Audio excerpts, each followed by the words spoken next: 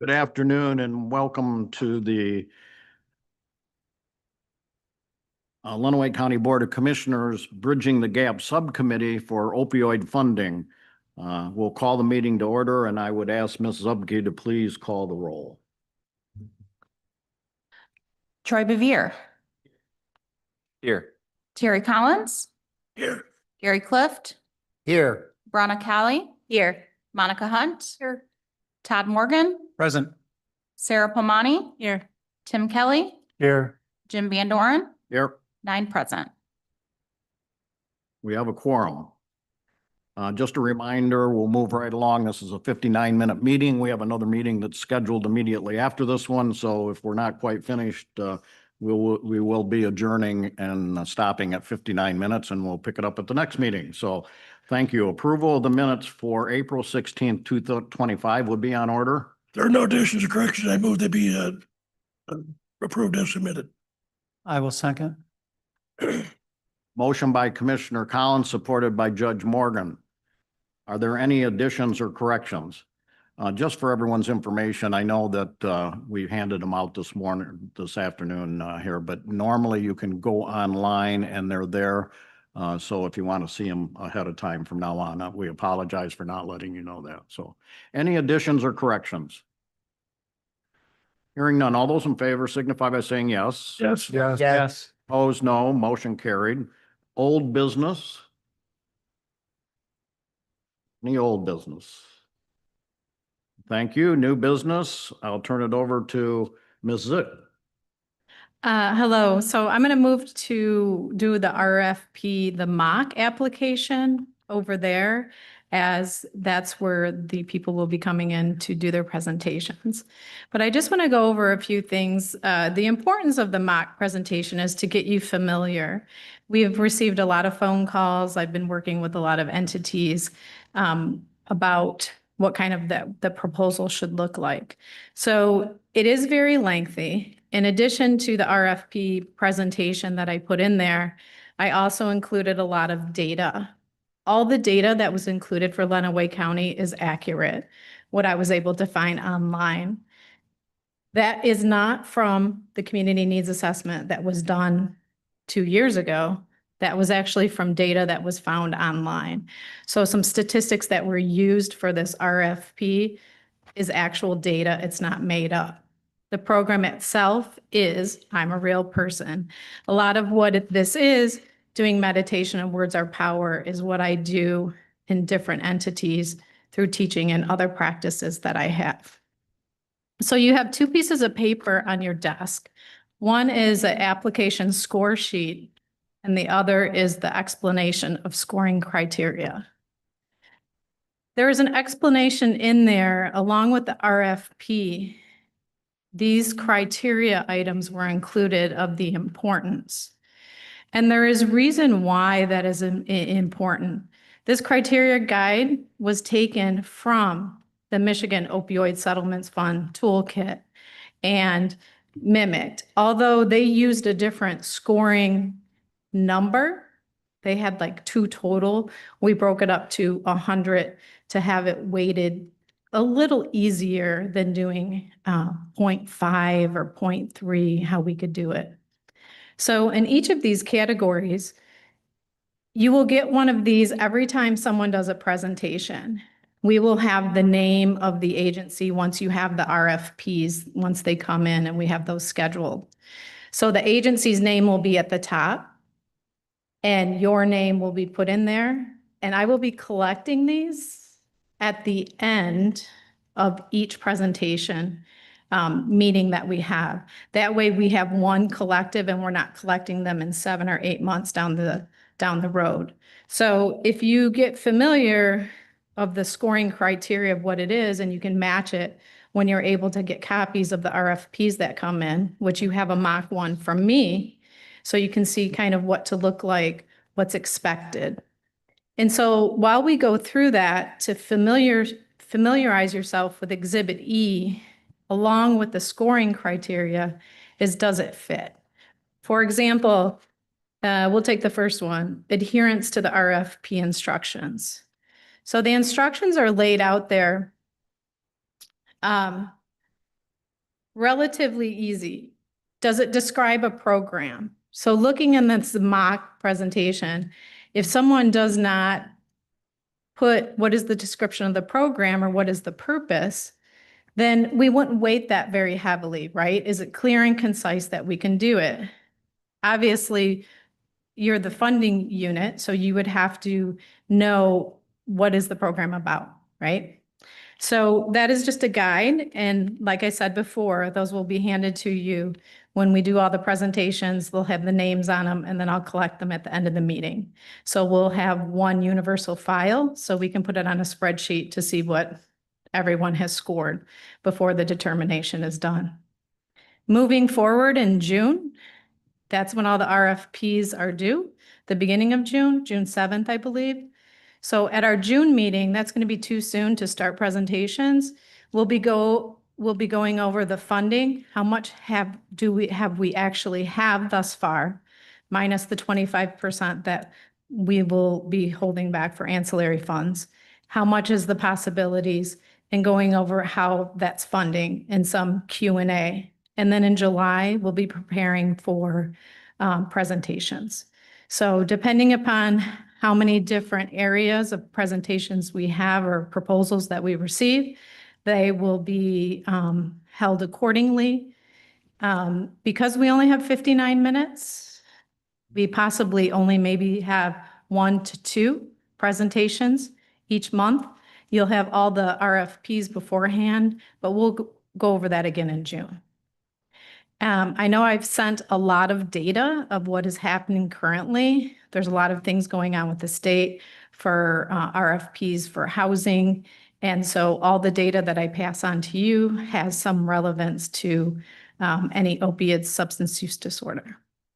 Are there any questions before I go through the mock presentation? Questions for Ms. Zick? I have a couple.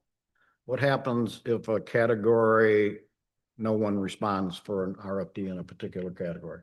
Then we just spread it for others, right? So like if there's no one for prenatal care in pregnancy, then that won't be an area that we cover. It will be for whatever we receive for RFPs. We do not have to cover, the county doesn't have to cover each category. It just has to fit in a category. And what would happen if the majority of the commission here today decided that that was an important category and nobody sent an RFP? Would we go out to a broader area or what would we do?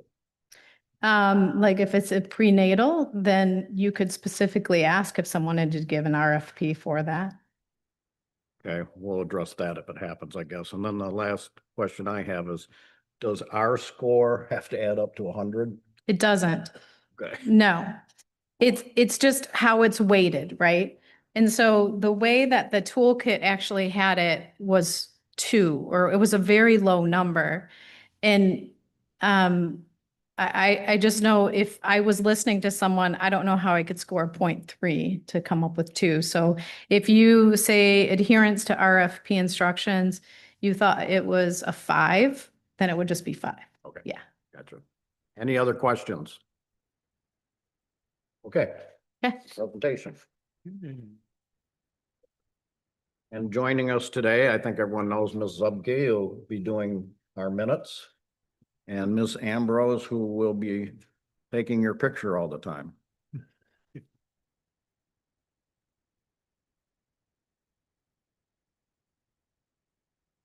I love the glasses. Oh, thank you. you have to look through love, right? That's the way I look at it. Thank you for the opportunity to present today. I would like to, if you have a copy along with the RFP that was included for this presentation today, it was sent in the packet, and if you have it, it's good to refer to because there's a lot of data in there. I'm not going to go through the entire packet, but there's a lot of information and data that would be helpful if you have any questions before we go into programming. Next slide, please. According to the packet, this mock presentation is for open hearts. This is mine. Oh. Marissa, maybe it's out there. Because this was mine. Okay, let's start that again.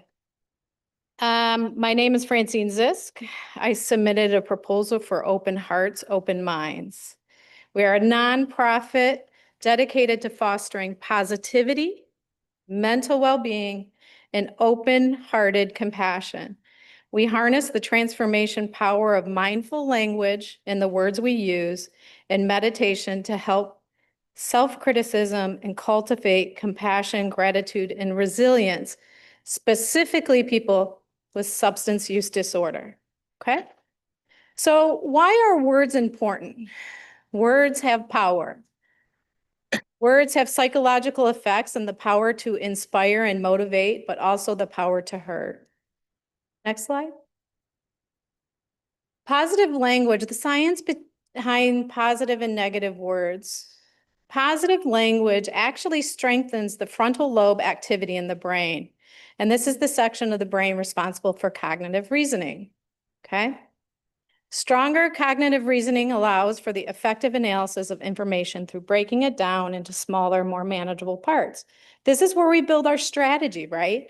And so that frontal lobe with the positive energy that activates in our brain allows us to strategize and be able to manage and navigate through life.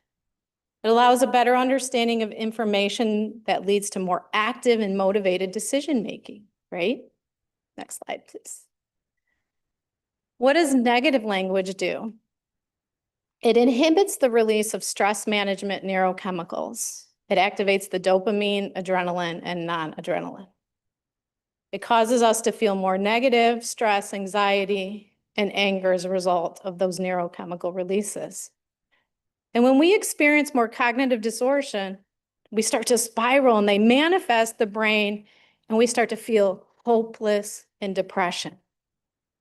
So people who are using substances along with the negative in the words that we utilize start to feel hopeless and depression even if they're trying to find a place of recovery. Next slide, please. What happens to our minds and bodies when we engage in negative self-talk? We become that we want to be perfectionist.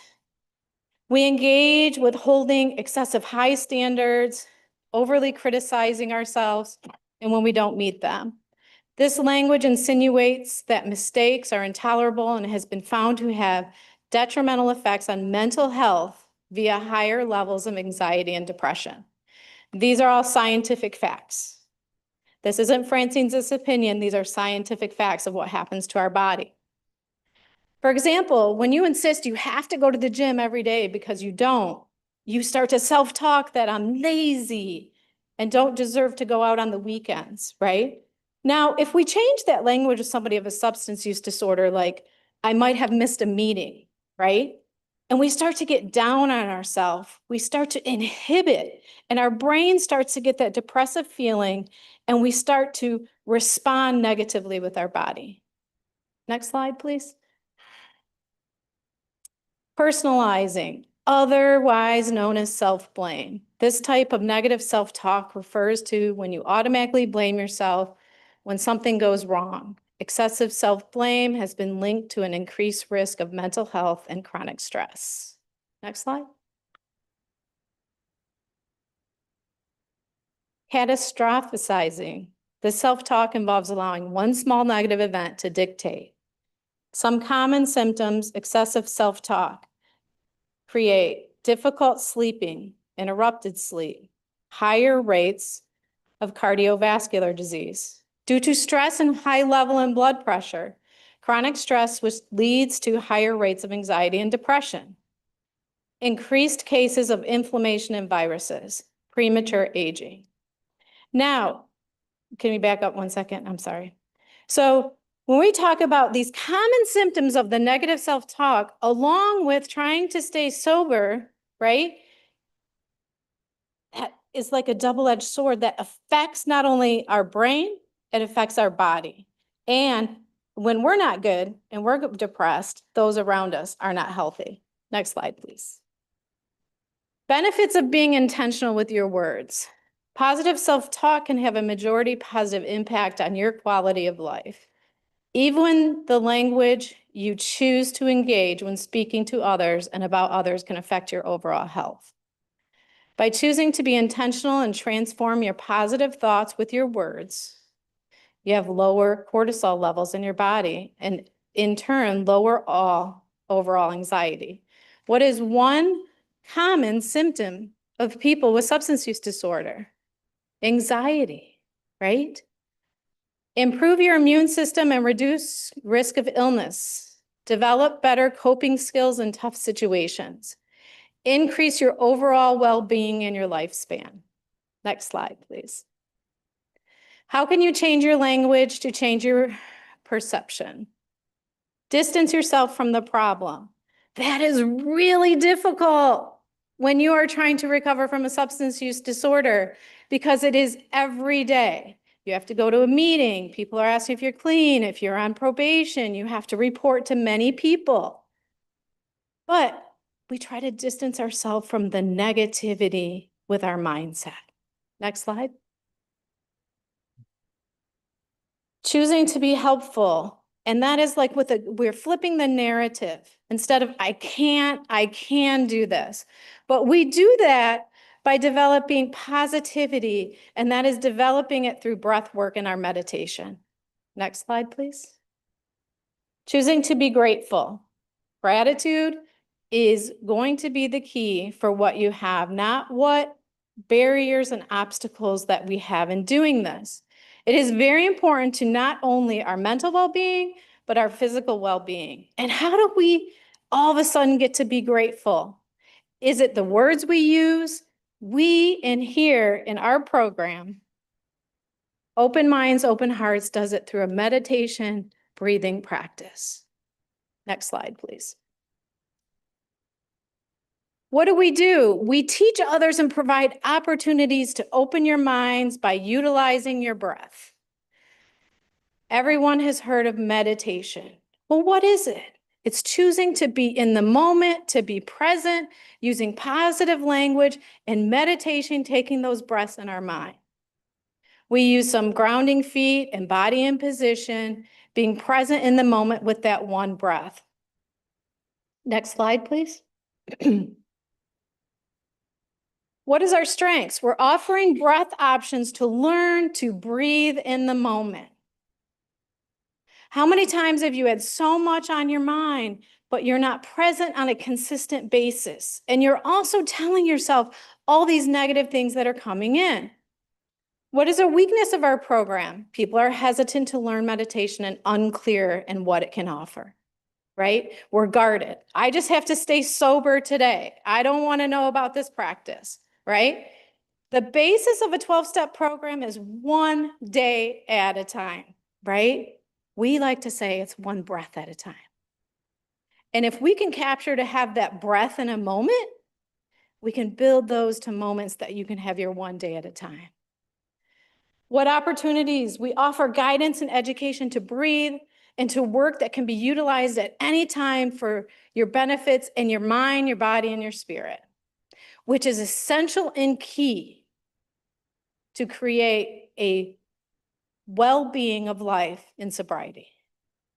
What are our challenges? To engage groups, to offer space, to teach the opportunity, and to be open to offer the services.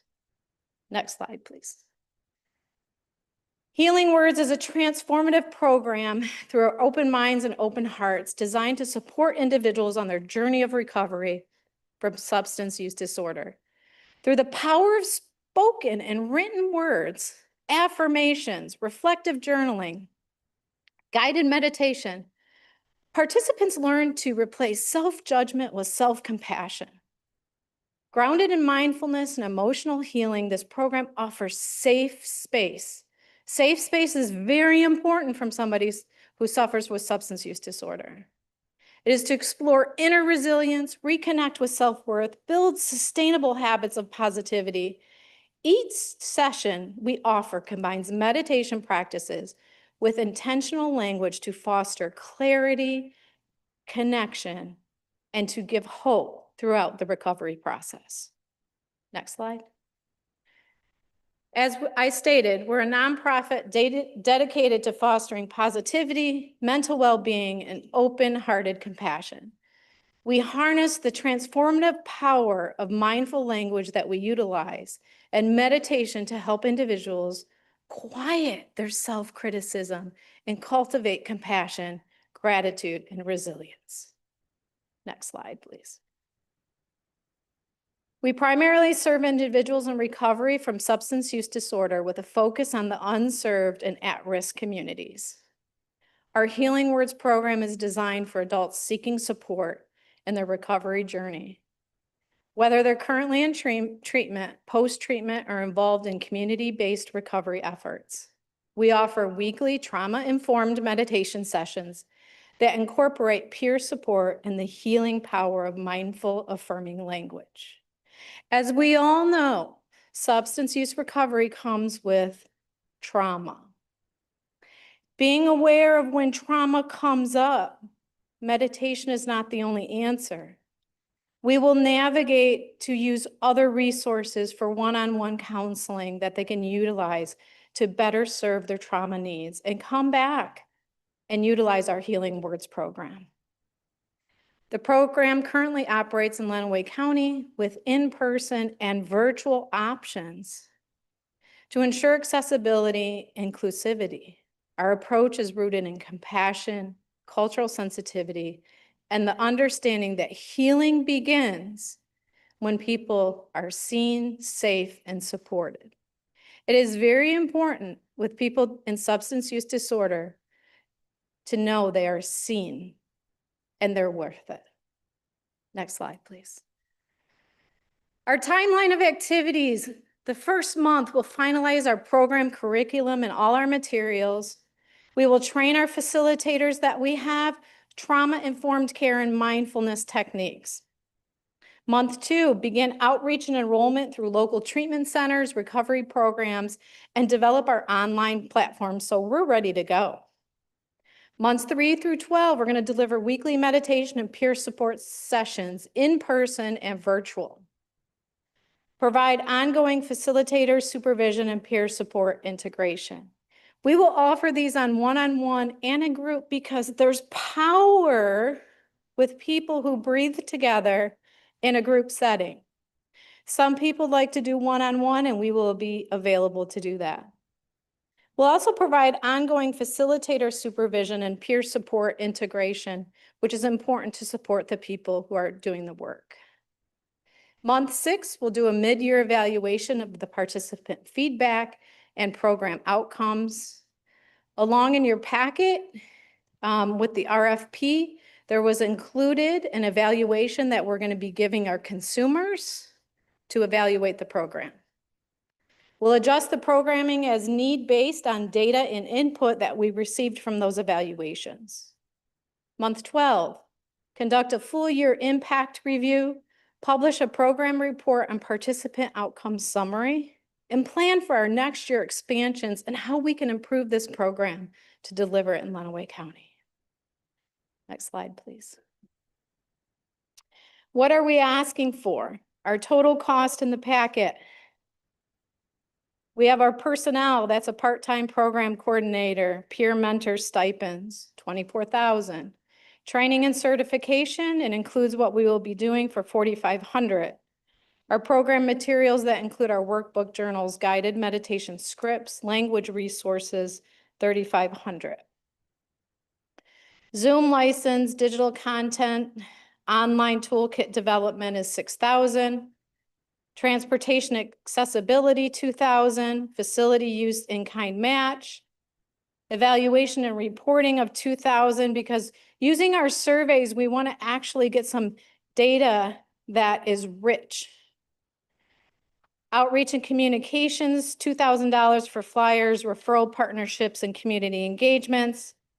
And 10% is for our fiscal management, insurance, and compliance for $4,000. It has a breakdown in the packet as well. That total is $48,000. Next slide, please. What are the benefits of meditation? Who in here has ever had a meditation practice? Yeah, right? And it doesn't have to be 60 minutes a day. It could be taking a 1-2 breath in and a 1 breath out. A simple tool that we use for meditation is a 3 breath. On the 1-2 breath, in your head, you say, I am. On your breath out, you use whatever word you need for that day. Maybe it's enough. I am enough. I am grateful. Meditation and the intention use of positive affirming language offers powerful tools for healing, especially for individuals recovering from substance use disorder or coping with trauma. These practices support emotional regulation, resilience, and community connection. Mental health and emotional regulation. Emotional regulation, what am I feeling? What is that feeling and how do I do it?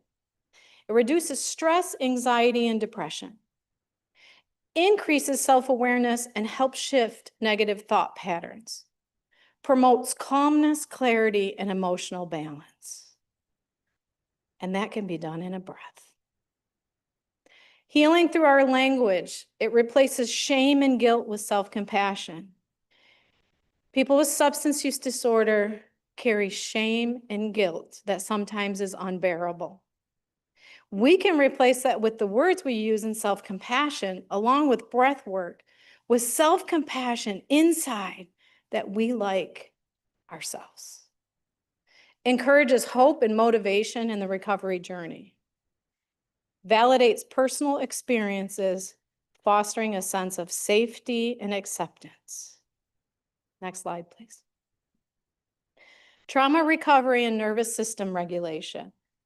This engages the parasympathetic nervous system to reduce hypervigilance and tension.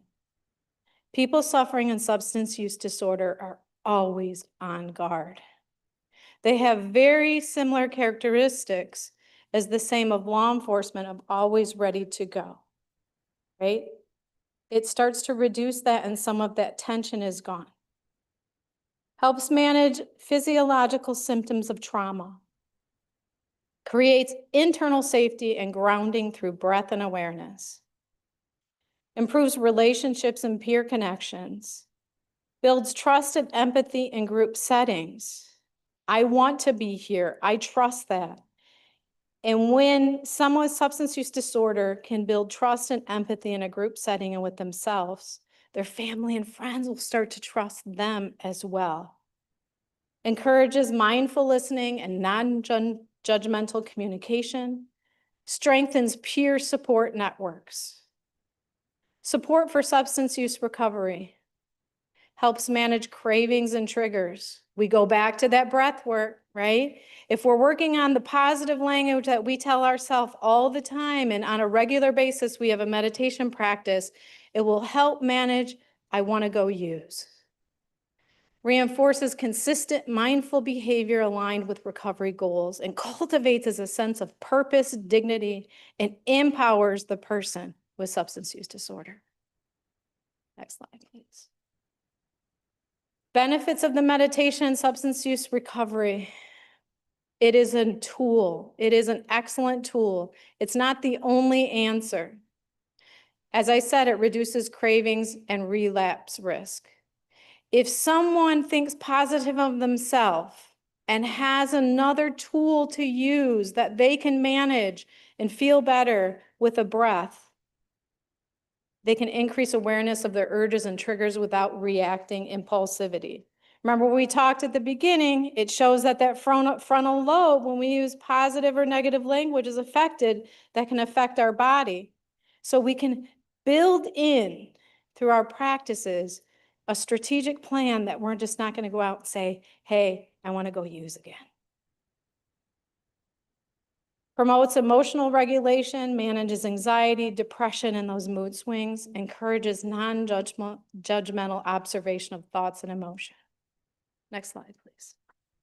Supports on the trauma healing, calms the nervous system, and fosters a sense of internal safety. Body-centered practices reduce disassociation and improve emotional grounding. Building mindfulness and self-awareness increases ability to notice triggers and behavioral patterns, enhances decision-making, and the ability to pause before acting. We're building in a strategic plan with our words and positivity and our breath work. Next slide, please. Encourages consistency in routine, provides structure and healthy coping routines and early recovery. We all know someone who is trying to lead a life of recovery and substance use disorder needs routine and positivity in their life. We build weekly sessions, but we also have that peer support that on a regular basis, we teach you to do this on a daily basis. Reinforces positive behavior and self-discipline with oneself. Strengthens connection and compassion. Group meditation fosters connection with other people, which supports a healing process. Increases compassion and reduces the isolation through loving kindness practice. Next slide, please. Enhances spiritual growth, support personal reflection, personal building, and meaning making. Complements spiritual approaches to recovery, such as a 12-step program if you are involved in that. Next slide. What are our program goals and measurable outcomes? Goal number 1, improve emotional well-being and self-regulation among participants in recovery. Outcome number 1, point 1. 80% of participants will report reduced stress, anxiety, or emotional reactivity after 8 weeks of weekly meditation session. We will measure this by a pre and post program survey. And if we're not meeting the 80% of satisfaction, we'll realter that program. Outcome 1.2, at least 75% will demonstrate increased use of positive affirmations and mindfulness techniques in daily life. Track through their self-report journals along with the facilitator observation. Goal 2, increase access to trauma-informed culturally sensitive support in Lenawee County. It's meeting the needs, what somebody needs in this program. Outcome 2.1, serve at least 60 individuals in the first 12 months through weekly individual and virtual sessions. 2.2, offer a minimum of 4 bilingual or culturally adaptive meditation sessions to meet diverse community needs. Goal 3, strengthen peer support networks for those in recovery. Outcome 3.1, facilitate ongoing peer-led discussion circles during at least 80% of weekly sessions. Outcome 3.2, train 5 peer recovery coaches in trauma-informed meditation facilitation by the end of year 1. Very doable. Goal 4, measure and report program impact to improve future services. Outcome 4.1, we're going to achieve at least 70% completion rate among enrolled participants. Outcome 4.2, publish a year-end impact report, summarize outcomes, lessons learned, and participate testimonials.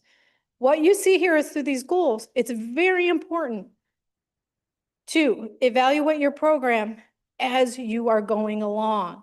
If people are not coming back and we're not doing the job of what we need to do, we need to change that to meet the goals. There is a lot of data in relative of what is offered in Lenawee County in the RFP that I presented, along with some, it has our pre-questionnaire, our post-questionnaire, It has categories, descriptions, how the funds will support these goals in depth. Does anyone have any questions?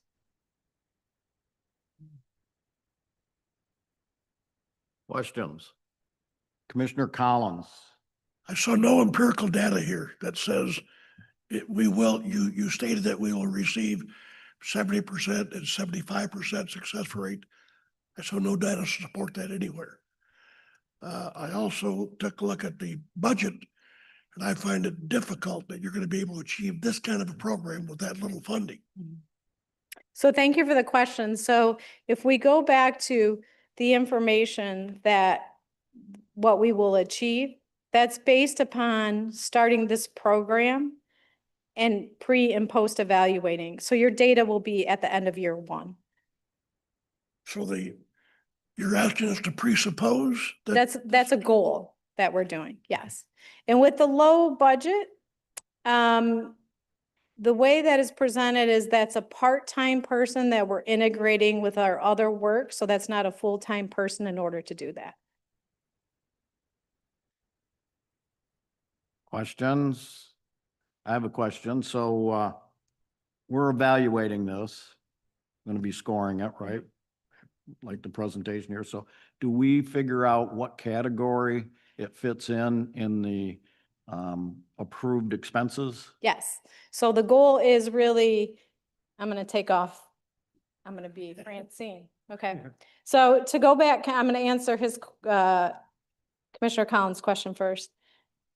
It was intentionally done that way to not have the data.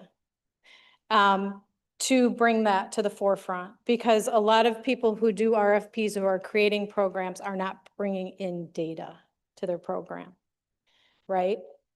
It is very important to do program. You need to know what percentage of your population is suffering from substance use disorder. There are some things found. Since 2014, Lenawee County's drug poisoning mortality rate has escalated from 6 to 23 deaths per 100,000 population, okay? We have some high opioid prescription rates. The one that was devastating, approximately 85% of individuals in Lenawee County who need addiction treatment are not receiving it. Drug Prevention Lenawee, that is a treatment gap that was known, right, of opportunities. So there is data out there. If it's a new program, it's hard to get data, but it's only comparable. So that was intentional. Thank you for picking that up. Back is to scoring this. Is when the RFPs come into the treatment program, some are going to be obvious of what category they're going to fall in, right? Some aren't. So are you able to pick out what that is and where you would fall that into to how to score it, right? Any other questions? Anybody else?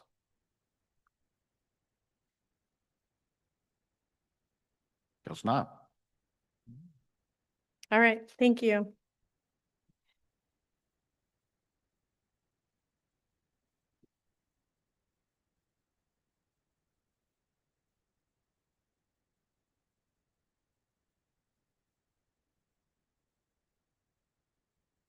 Was that it for today? That is it for today. Yeah. So they can take this scoring sheet plus the presentation and go back and evaluate it and see how we're gonna.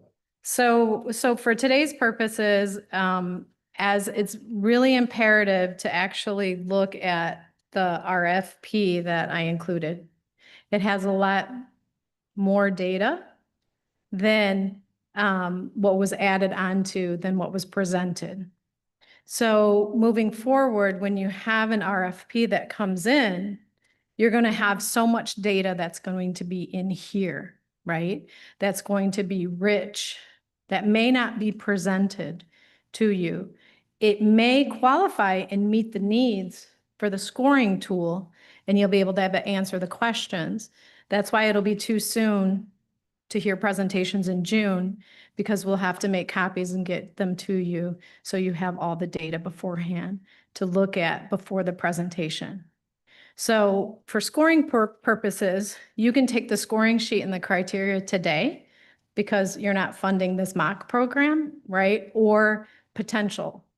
but to get an idea of how you would score it. And I think it would be great at our June meeting is we're going to talk about the financing and how much money that we have, is that there can be a discussion of, well, I thought this was good. This wasn't covered, right? There were some intentional things that were done. The way this was set up is really sometimes people can sell a program based upon how they deliver it more than what is the enriching data, right?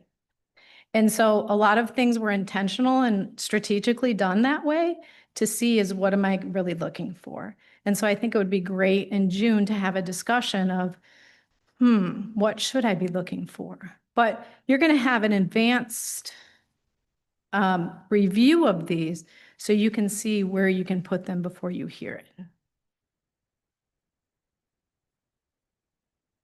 Yeah, the packets.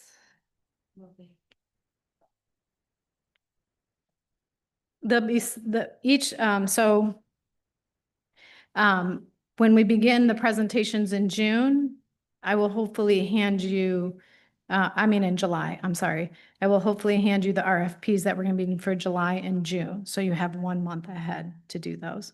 Because it's going to take some time to see when we can get people to present and put a calendar that's cognizant so we have enough time for you to ask questions. So if we looked at these ahead of time and we had our scoring sheet, I mean, we're not going to be scoring them by having it ahead of time. We're still going to wait for them to make the presentation because things could change, correct? I would do that. One of the first criteria was everything in the RFP covered. You would definitely be able to score that by looking at the RFP, right? But if you saw the presentation and it even included more, but that specifically was everything in the RFP covered, right? So yeah, you could look at the scoring sheet to see where you have, and then see when the presentation comes in, did they cover anything? Ms. Colley, The timing for completing the score sheet, is the intention to have it completed here immediately following a presentation and turn it in? Yes. Okay. Yes. It works better if we stay on top of it in case we forget when we're out of the room. And then I don't want to track people down and who's this is that. So it would be best if we did that. That's why you'll have ample opportunity to look at the RFP. yeah, I believe if we have it ahead of time, then we just make modifications to our scores we're looking at. Okay. Somebody, Judge Morgan. Just the very first one, adherence to RFP instructions. We wouldn't know if it was received late or anything of that sort. So would that be something you would provide to us on each application? Yes. Okay. Absolutely. And you have a copy of the RFP in your packet that was given for those reasons, just so you can get familiar with what that looks like, right? And there's going to be a lot of additions. So if you just look like the one I presented, there was a lot of pages, multiple pages that were added in there.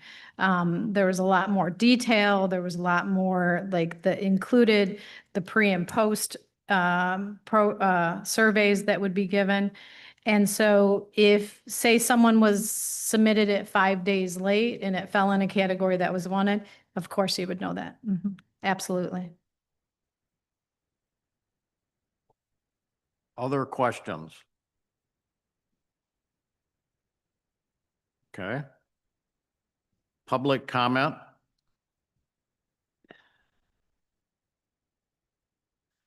Commissioner comments. I have one. Would anybody like to volunteer to be the vice chair in case I'm not here? And don't worry about not volunteering, because if you don't, I'm going to appoint you somebody. Would anybody like to volunteer? Probably an excellent job for excellent legislation. I'm sorry. What? I didn't hear that, Derek. Yeah. An excellent job for an excellent legislator.